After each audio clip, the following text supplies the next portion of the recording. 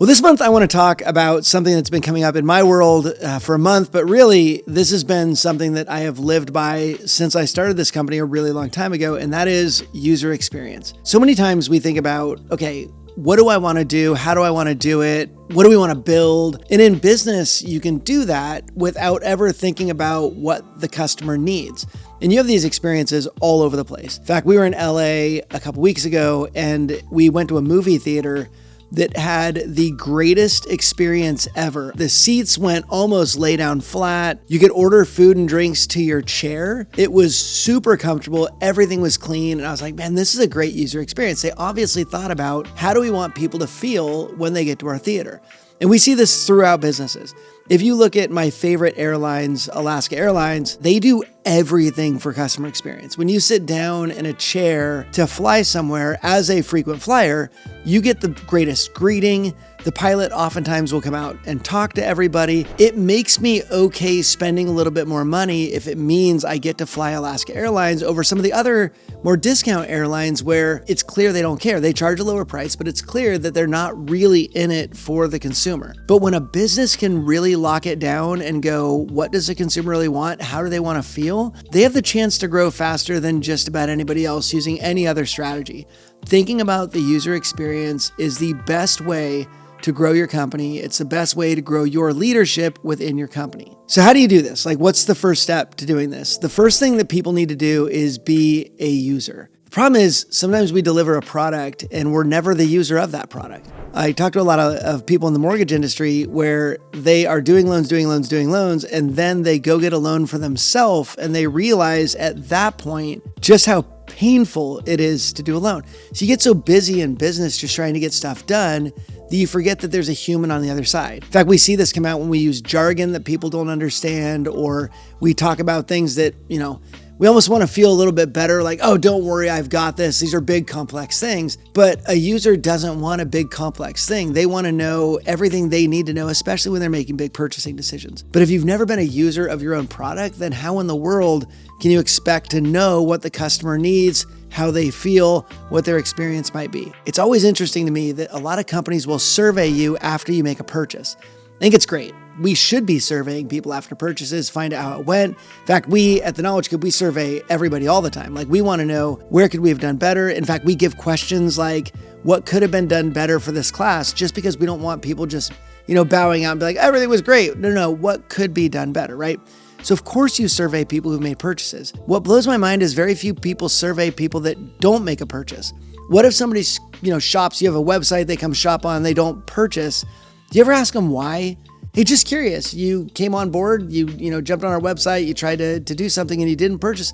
Why was that? You might find that it was just something in the website that wasn't super friendly for them, right?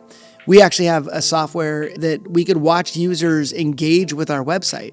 And what we would find is every now and again, we'd have something that looked like a link, and we would notice people really clicking on that like they think it's a link. Well, how many users just got frustrated because we weren't paying attention to that looking a little bit too much like a link? Well, it's only when you study the behavior of people using and having the experience with your company that you could actually make the changes that they need you to make your product or your service better. And more really applying to them, right? Make it easy so that they can purchase. We have this really funny phrase here at the Knowledge Cube. We always say, hey, if somebody wants to give us money, we should make that really easy.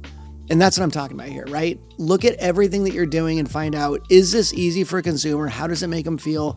Do they feel valued? I had this crazy experience recently with my cell phone company, and I won't tell you which one it is, but it's 3 letters with an ampersand in the middle. And I've been a client of theirs for 23 years, a business client of the cell company. It's just a very basic problem. I had ordered a phone, an upgraded phone. On the phone, she said, great, I've gone ahead and put the order in. And I looked at the email while I'm on the phone with her. I'm like, that's the wrong phone.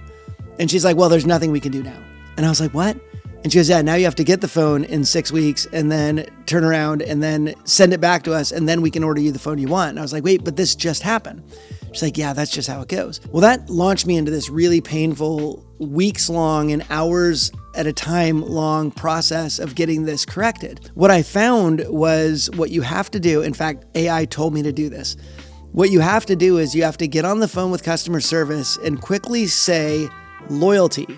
See, that company decided at some point that we're going to wait until somebody gets so mad that they try to leave us before we give them the greatest customer service. So my challenge to you is don't wait until somebody's leaving to give them great customer service.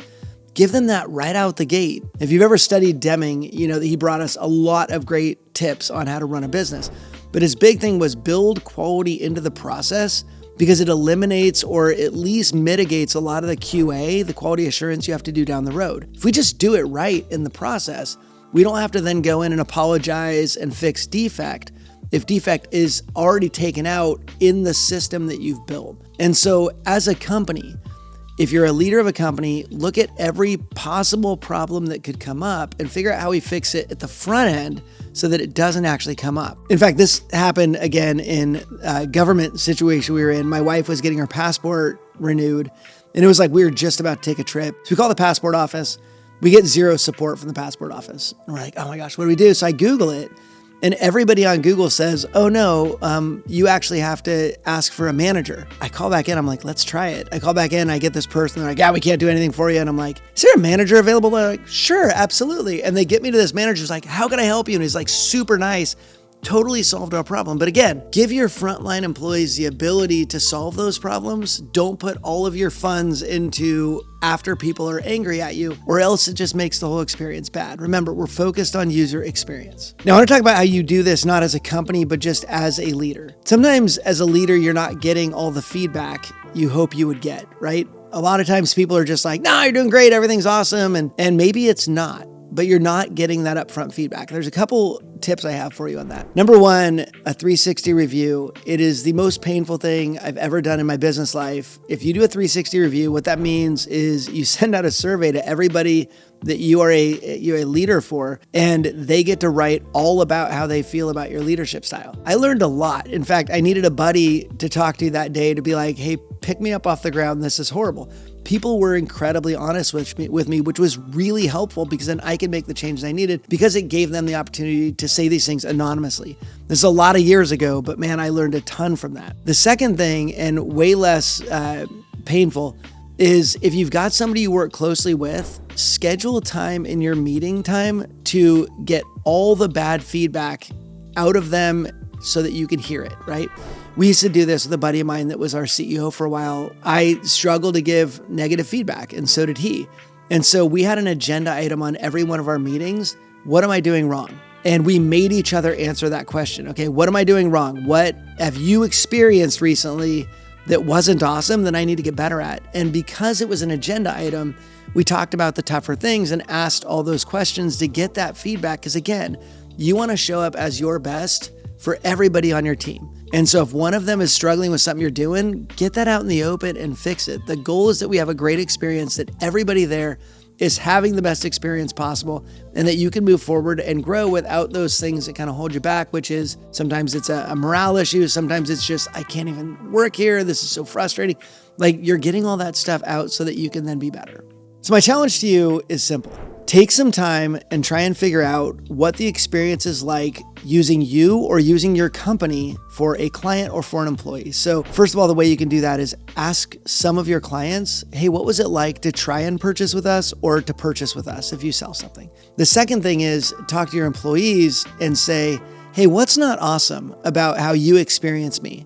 Start asking that question and get those honest answers, and then put those into a system for getting better at those things so that you can have the best experience for those that work with you, but also for those who purchase from you. And I'll see you on the next episode of Lessons from Last Time.